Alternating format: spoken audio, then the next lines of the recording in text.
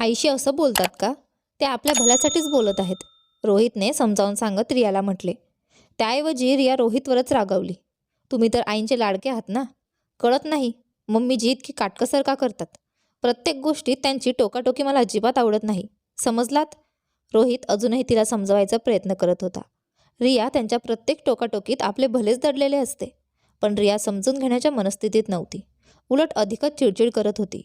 रोहितची आई शकुंतला यांनी पतीच्या निधनानंतर आपल्या एकुलत्या एका मुलाला खूप कष्टांनी वाढवले होते.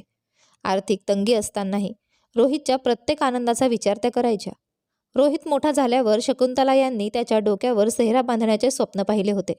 सर्व नातेवाईकांत त्यांनी एका योग्य सुनबाईची शोध मोहीम सुरू केली होती. पण रोहितचे मन त्याच्या आत्याच्या दिराच्या मुलगी रियावर आले होते. रिया अत्यंत सुंदर होती, जणू एखाद्या अप्सरेसारखी. रोहित काही विशेष नोकरी करत नव्हता, पण रिया कदाचित त्याच्या आकर्षक व्यक्तिमत्वावर आणि हसऱ्या स्वभावावर भाळली होती.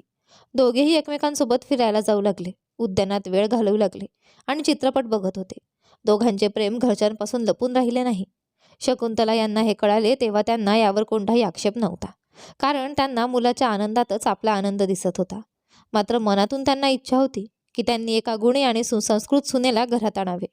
पण रिया मात्र दिसायला सुंदर आणि आधुनिक विचारसरणीची होती. तिला फिरायला जाणे आणि सोशल मीडियावर वेळ घालवणे अधिक प्रिय होते. माहेरातही ती कोणतेही काम करत नसे. इथेही घरात काय चाललं याचा रियाला काहीच विचार नव्हता. रोहितची कमाई ही फारशी चांगली नव्हती, पण रियाला याचा काहीच फरक पडत नव्हता. ती मनमोकळा खर्च करायची. रियाच्या आग्रहाखातर रोहित कर्ज काढून हनीमूनसाठी मलेशियाला गेला, ज्यावर खूप खर्च झाला. या सगळ्या गोष्टींमुळे शकुंतला खूप चिंतेत होत्या, कारण त्या जाणून होत्या की मध्यमवर्गीय कुटुंबाला एवढा खर्च झेपणं कठीण होते. त्यातच लग्नानंतर घरातील सगळी बचत संपून गेली होती आणि भविष्यासाठी काहीही शिल्लक राहत नव्हते. लग्नाला 4 महिने झाले तरीही रिया स्वयंपाकघरात जात नव्हती. शकुंतला यांच्या सांगण्यावरून आज तिने घरात गोंधळ उभा केला. मम्मीजी, स्वयंपाक मी बनवणार नाही, तुम्ही बनवा किंवा एका कामवाले बाईला ठेवा, पण आजपासून मला काहीही बनवायला सांगू नका. रियाचा राग पाहून शकुंतला स्तब्ध झाल्या, पण फक्त इतकंच म्हणाल्या, बेटा तू घराची लक्ष्मी आहेस, स्वयंपाक स्वतःच्या हाताने करशील तर घरात बरकत येईल. हे ऐकताच रिया रागाने भडकली. मला काही समजत नाही, तुम्ही इतके काटकसर का करता? स्वतःच्या गरिबीला लपवण्यासाठी तुम्ही हे नियम तयार केले आहेत. जर नोकर ठेवण्याची ऐपत नाही तर सांगा, मी माझ्या बाबांना सांगून एक नोकर ठेवून घेते. रागाने पाय आपटत रिया बेडरूममध्ये गेली. तिचा चढा आवाज रोहितनेही ऐकला आणि त्याला खूप लाज वाटली की मी अशा मुलीवर प्रेम केले आणि लग्न केले, जी माझ्या देवतासारख्या आईबद्दल अशा गोष्टी बोलते. तरीही रोहित तिला समजावण्याचा प्रयत्न करत होता, पण रियाने रागात घरात मोठा गोंधळ घातला. मी इथे एक क्षणही राहणार नाही, माझं कसलंही समाधान नाही इथे.